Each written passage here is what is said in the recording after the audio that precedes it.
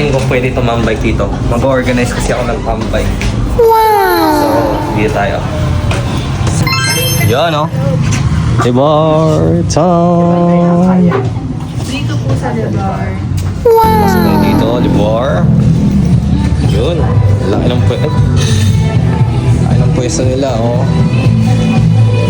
Tapos, pag nagpatambay tayo, yan sa gabi.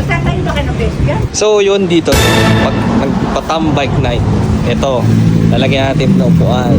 Mas malaki yung parking natin dito. Para sa mga katambay natin na motor dyan.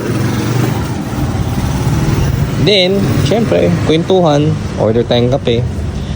Pasok tayo. Let's go! Ito naman siya sa pag nakarap ka sa Libar Coffee. Yan. Masarap dito sa gabi. Malamig. Ngayon tanghali lang mainit. Yan, Libar. Ngayon, tingnan natin menu. Tapos, napakaganda nating kahera. Wow. Si Grisel alias. Ano, sasabihin ko ba? Hindi na. Hindi na kasi big girl ka na. Hindi na bagay sa yung dadang.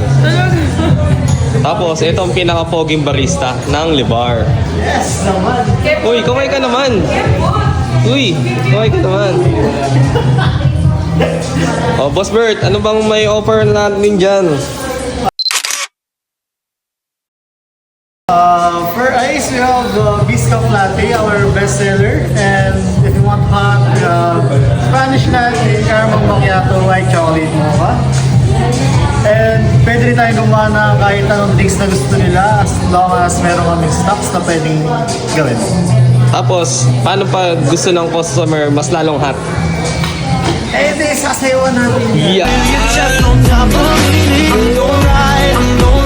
Abigo! Astig talaga to si pare natin yan, si Baron Bird. So, eto, tingnan natin yung menu. Yan!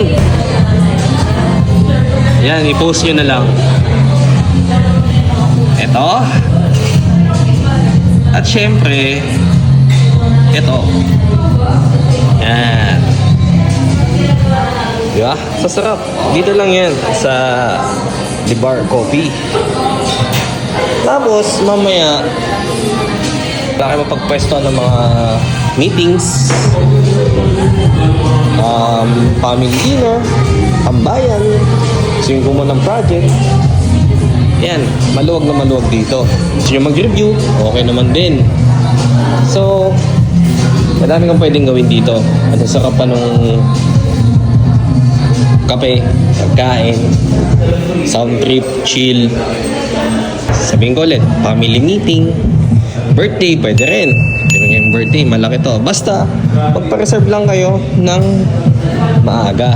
So, mamaya, ilalagay ko yung Facebook page nila down below sa comment section. Baka kung gusto nyo magpa-reserve, mag-chat lang kayo sa Facebook page ng Libar Coffee. No? So,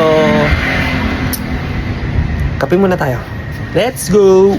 I think I'll take my whiskey neat, my coffee black and my bed at 3.